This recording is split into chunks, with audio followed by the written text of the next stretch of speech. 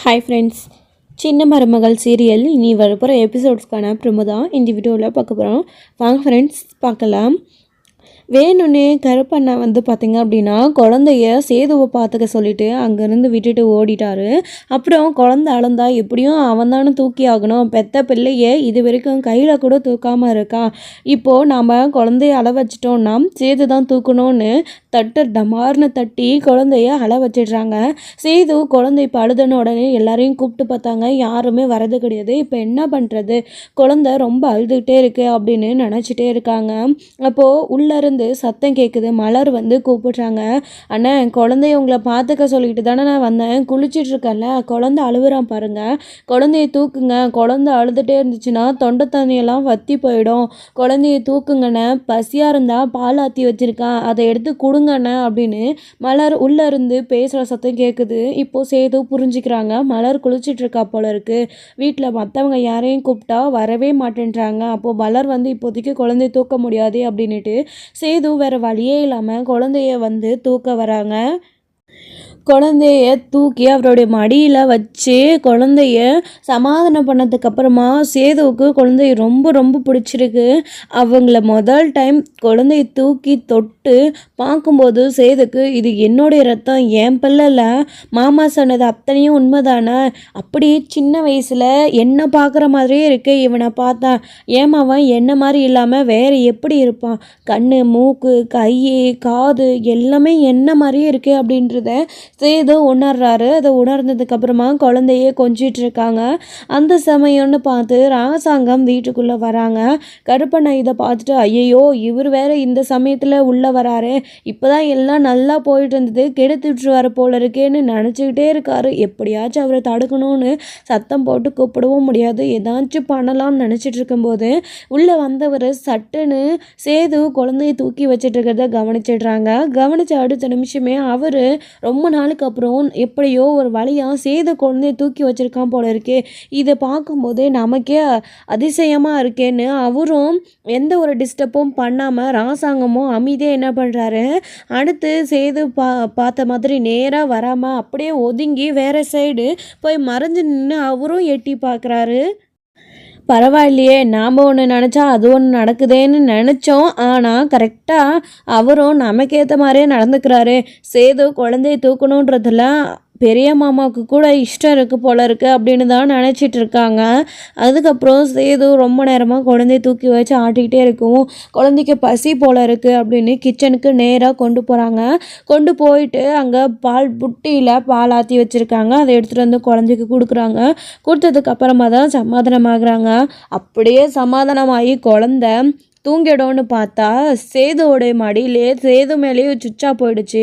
சேது என்னடா பண்ணுற அப்படின்னுட்டு இருக்கவும் அப்புறம்தான் நம்ம பிள்ளை தானேன்றது அவர் புரிஞ்சுக்கிட்டு அமைதியாகிடுறாரு, சுச்சா போயிட்டாங்கன்னு. அடுத்து அவங்களுக்கு சட்டியெல்லாம் மாற்றி விடுறாங்க. சேது குழந்தைய மாற்றிட்டு வேறு சட்டி போட்டுட்டு வச்சிட்ருக்காங்க. இதோ வைத்த கலக்குதோ போயிட்டு வரேன்னு சொல்லிட்டு போன மாமா இன்னும் ஆளையே காணமேன்னு மாமான்னு கூப்பிட்டுட்டே உட்காந்துட்ருக்காங்க, வரதே கிடையாது. அப்புறம் தான் கொஞ்ச நேரம் கழித்து மலரே குளிச்சுட்டு வெளியில் வராங்க. மலர் பார்த்தா சேது கையில் குழந்தை இருக்கிறத பார்த்து தான் அவங்களே அப்படியே வாசப்படையிலேயே அசந்து போய் நின்றுடுறாங்க. அடுத்து ஈஸ்வரியும் அவங்களுடைய பொண்ணு தாமரை அவங்களுடைய அம்மா எல்லாருமே பார்க்குறாங்க. பார்த்ததுக்கு அப்புறமா தான் சேது அப்படின்றாங்க. உடனே சேது என்ன பண்ணுறாரு, குழந்தைய மெல்லமாக கீழே பாயிலே படுக்க வச்சிடுறாரு. என்ன பண்ணிட்டு இருக்க சேது, நீ அந்த குழந்தைய எதுக்கு இப்போ நீ தூக்கண அப்படின்றாங்க. உடனே கருப்பன் இந்த சைடு மலர் எல்லாருமே வந்துடுறாங்க.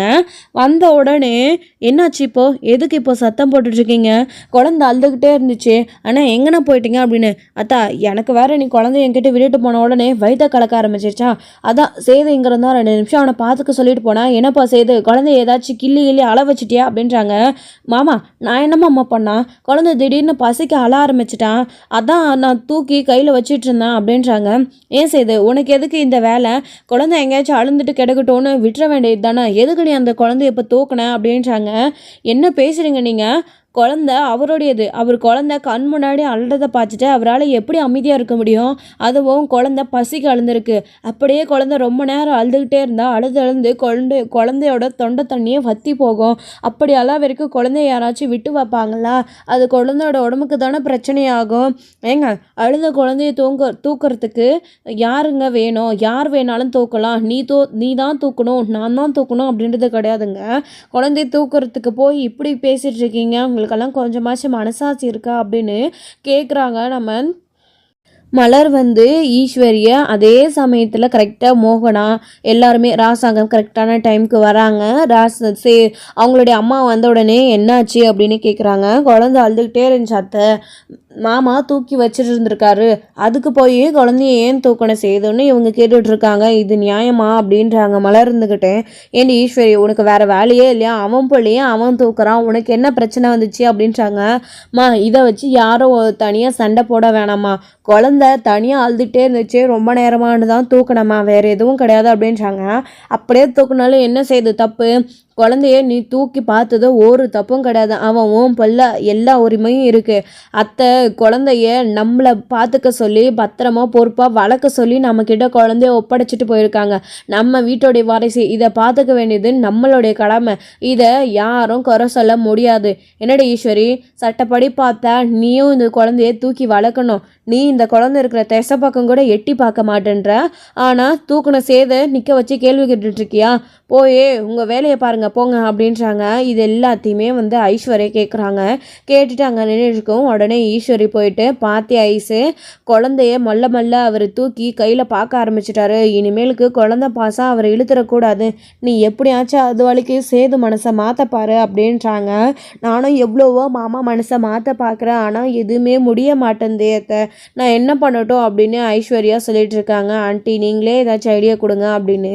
இந்த குழந்தை இந்த வீட்டில் இருந்தால் இந்த வீட்டில் இருக்கிற மற்றவங்க எல்லாருமே இந்த மாதிரி ஏதாச்சும் ட்ராமா போட்டு சேதுக்கிட்ட குழந்தைய ஒப்படைக்கணும்னு தான் பார்ப்பாங்க.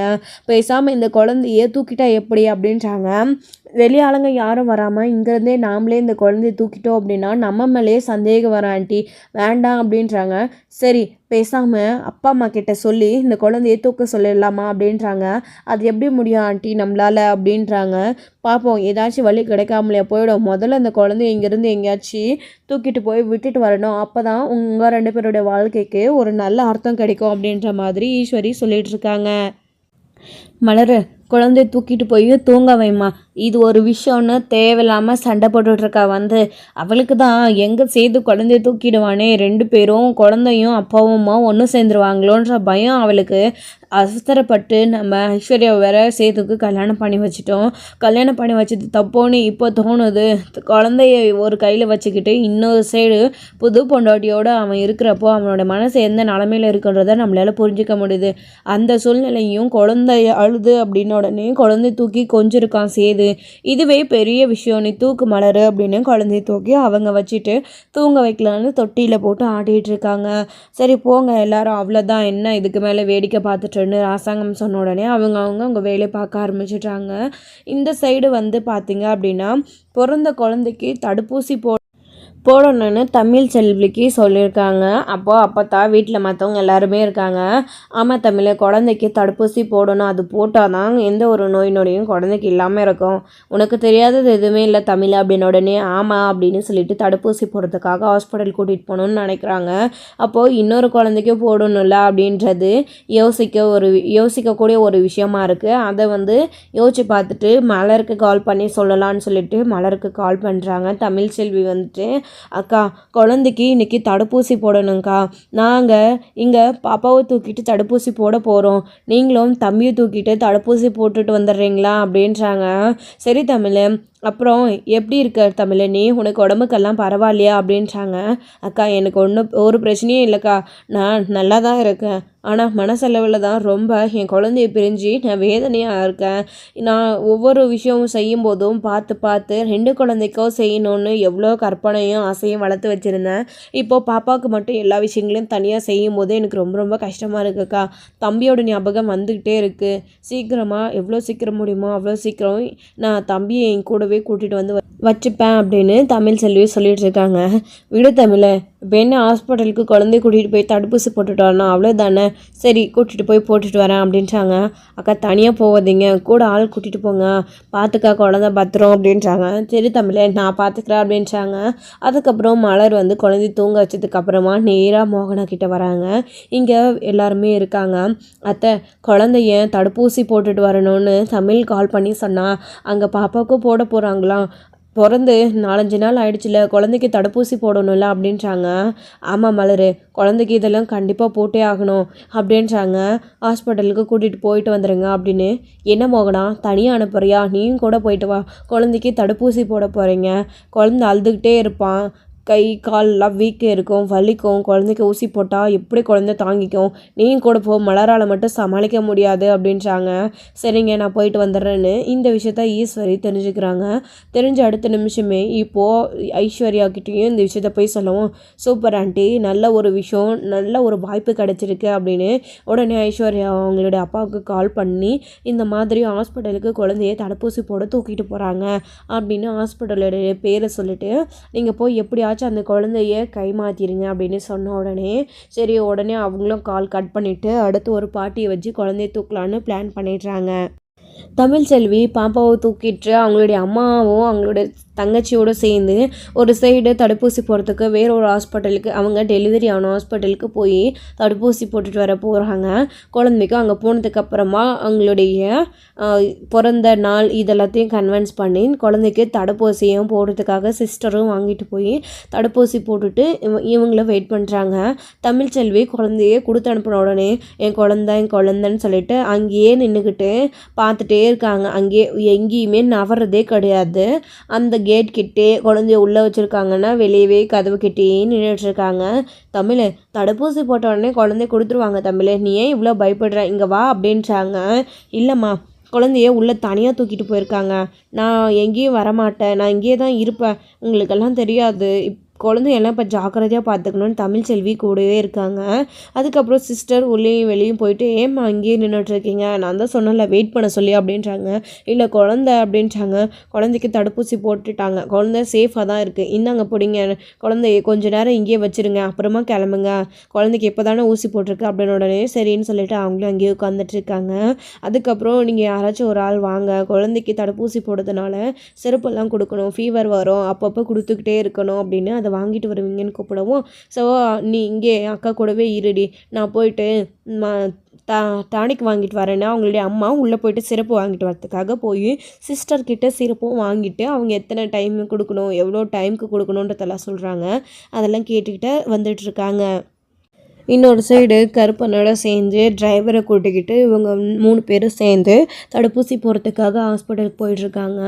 அந்த ஹாஸ்பிட்டலுக்கு ஐஸ்வர்யாவுடைய அப்பா அனுப்பின ஒரு பாட்டியும் வராங்க.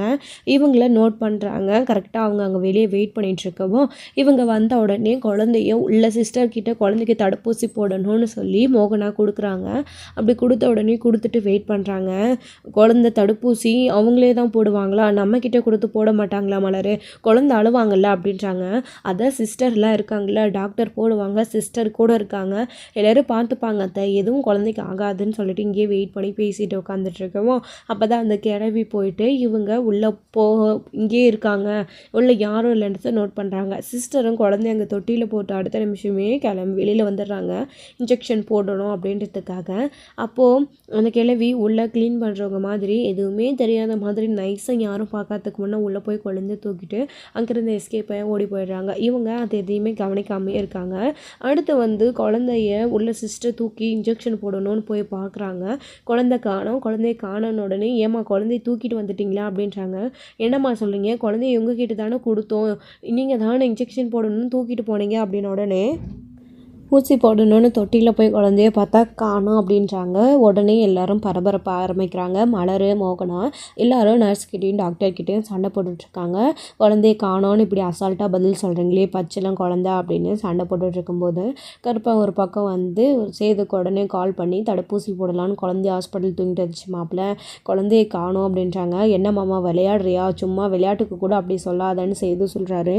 நான் ஏன் மாப்பிள்ள குழந்தை விஷயத்தில் போய் விளையாட போகிறேன், குழந்தைய காணோன்னு உடனே சேது வீட்டில் ஈஸ்வரி, தாமரை, அவங்களுடைய அம்மா எல்லாருமே வந்து நிற்கிறாங்க. ஐஸ்வர்யா எல்லாருமே என்னாச்சு சேது என்னாச்சுன்னு அரசாங்கம் கேட்கும்போது, அப்பா குழந்தைய ஹாஸ்பிட்டலில் காணுமாப்பா அப்படின்றாங்க.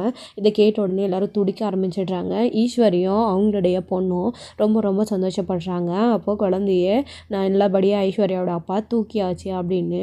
இப்போ நான் என்ன பண்ணுவேன்னு சேது ரொம்ப ரொம்ப துடிக்கிறாரு. உடனே என்ன பண்ணுறாங்க, இங்கே ஊசியை போட்டுட்டு பக்கத்துலேயே ஹாஸ்பிட்டல் அப்படின்றதுனால தமிழ்செல்வி எல்லாருமே வீட்டில் போய் அப்போ தான் உட்காடுறாங்க.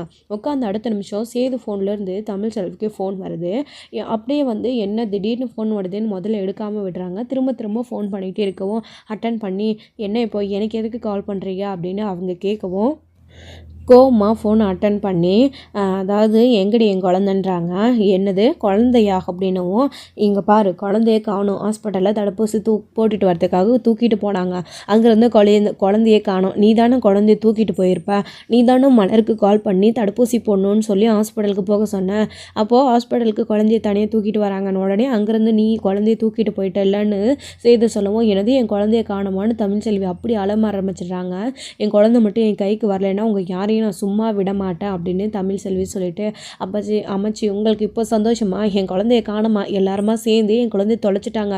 அத்தனை பேர் இருந்தோம், என் குழந்தைக்கு அங்கே எந்த ஒரு பாதுகாப்புமே இல்லை, என் குழந்தைய தொலைச்சிட்டு நிற்கிறாங்க, இப்போ நான் என்ன பண்ணுவேன் அப்படின்னு அழுதுகிட்டே தமிழ்செல்வி, என் குழந்தைய தேடி நான் போகிறேன், எப்பாடுபட்டாவது நான் என் குழந்தைய கூட்டிகிட்டு வந்துடுவேன், அவங்கக்கிட்ட இனி ஒரு நிமிஷம் கூட நான் விட மாட்டேன், என் குழந்தைய பார்த்துக்க அவங்க கொஞ்சம் கூட தகுதியே இல்லாதவங்கன்னு தமிழ்செல்வி எழுதிட்டே ஓடுறாங்க. தமிழை சொன்னால் கேளு நில்லடின்னு அவங்க அம்மா பின்னாடியே போகிறாங்க. அம்மாச்சி இந்தாங்க இந்த குழந்தைய பார்த்துக்கோங்க அப்படின்னு அவங்களுடைய தங்கச்சியும் அவங்களுடைய அம்மாவும் சேர்ந்து தமிழ்செல்வி பின்னாடியே ஓடுறாங்க. தெருவாக தமிழ்செல்வி குழந்தைய தேடி ரோடாக அழுதுகிட்டே போகிறாங்க. இன்னொரு சைடு சேதுவும் வந்து கருப்பன் கிட்ட சண்டை போட்டுட்டு, எங்கே மாமா குழந்தை அப்படின்னு கேட்டதுக்கப்புறமா தெரில மாப்பிள்ளன்னு அங்கே விசாரிச்சுட்டு குழந்தை வேணும்னு ஹாஸ்பிட்டல் எல்லாருக்கிட்டையும் தகராறு பண்ணிவிட்டு சேதுவும் ஒரு சைடு குழந்தைய தேடிட்டு இருக்காங்க. அதுக்கப்புறமா தமிழ்செல்வி வந்து நேராக சேதுவை பார்க்குறாங்க. ஹாஸ்பிட்டலில் குழந்தைய காணணும். உடனே அந்த ஹாஸ்பிட்டலை வந்து பார்த்துட்டு அடுத்து வந்து சேது அவங்க தட்டையை பிடிச்சி, என் குழந்தை உங்கள் எல்லாருக்கும் பாரமாக இருக்குதுன்னு சொல்லிட்டு என் குழந்தைய தூக்கிட்டு போய் எங்கேயாச்சும் விட்டுட்டிங்களா நீங்கள் பிளான் பண்ணி, இப்போது குழந்தைய காணோன்னு தேடுற மாதிரி நடிக்கிறீங்களா, புது கல்யாண மாப்பிள்ளை இல்லை, பொது பொண்டாட்டியோடு சந்தோஷமாக இருக்கணும், அதுக்கு என் குழந்தை இடைஞ்சலாக இருக்குது, அந்த வீட்டில் என் குழந்தை இருக்கக்கூடாதுன்னு கண்டிப்பாக நீங்கள் தான் ஏதாச்சும் பண்ணியிருக்கணும், இப்போவே நான் உங்கள் மேலே போலீஸ் கம்ப்ளைண்ட் கொடுக்குறேன், என் குழந்தை எனக்கு திருப்பி வேணும்னு தமிழ்செல்வி சொல்கிறாங்க. மலர் மோகனா அவசரப்படாது தமிழ், குழந்தைய எங்கள் தடுப்பூசி போட கொடுத்துட்டு தான் நாங்கள் எல்லாருமே வெயிட் பண்ணோம், ஆனால் குழந்தைய காணோம் தமிழ், அதுக்கும் மாமாவுக்கும் என்ன சம்மந்தம் அப்படின்னு உங்களுக்கு தெரியாதுக்கா, இவர் தான் ஏதாச்சும் பிளான் பண்ணியிருப்பாரு அப்படின்னவும், அந்த எண்ணம் எனக்கு கிடையாது, நீ தாண்டி குழந்தைய எடுத்துகிட்டு போயிருப்பேன்னு ஒருத்தர் மாற்றி ஒருத்தர் அவங்க மேலேயே பழியை மாற்றி தூக்கி போட்டுக்கிறாங்க. ஆனால் குழந்தை சேது வந்து கண்டிப்பாக என் பிள்ளையை நான் கண்டுபிடிச்சே தீருவேன், அது ஏன் குழந்தை அப்படின்னு சேது தீவிரமாக குழந்தைய தேட ஆரம்பிக்கிறாரு. தமிழ் தலைவிக்கு அவர் சொல்கிறது மேலே கொஞ்சம் கூட நம்பிக்கையே கிடையாது. இவர் மேலே சேது மேலே போயிட்டு போலீஸ் ஸ்டேஷனில் கம்ப்ளைண்ட் கொடுக்குறாங்க. நடந்த விஷயத்தெல்லாம் சொல்லி இந்த மாதிரி கம்பல் பண்ணி என் அம்மாச்சி எனக்கே தெரியாமல் என் குழந்தைய தூக்கிட்டு போய் கொடுத்தாங்க, அதுக்கப்புறம் வந்து என் குழந்தைய காணோம், நீங்கள் தான் என் குழந்தைய என்கிட்ட காப்பாற்றி திருப்பி கொடுக்கணும், என் குழந்தை எனக்கு வேணும்னு தமிழ்செல்வி அவங்க போலீஸ் ஸ்டேஷனில் சேது மேலே கம்ப்ளைண்ட் கொடுக்குறாங்க. போலீஸ் ஒரு பக்கம் சேதுவை தேடி போயிட்டுருக்காங்க. ஸோ இதோட இந்த எபிசோடு வந்து முடிச்சிருக்காங்க. அடுத்தடுத்த எபிசோடில் இனி என்ன நடக்க போகுது, சேது குழந்தைய தேடி கண்டுபிடிக்க போகிறாங்களாம். ஸோ தமிழ்செல்வி கொடுத்த கம்ப்ளைண்ட்னால சேதுவை போலீஸ் அரெஸ்ட் பண்ணி குழந்தை எங்கன்னு சொல்லிட்டு விசாரிக்க போகிறாங்களா, இனி என்ன நடக்க போகுது அப்படின்றதெல்லாம் வெயிட் பண்ண நெக்ஸ்ட் வீடியோவில் பார்க்கலாம். தேங்க்யூ. இந்த வீடியோ பிடிச்சிருந்தா லைக் பண்ணுங்கள், ஷேர் பண்ணுங்கள், கமெண்ட் பண்ணுங்கள்.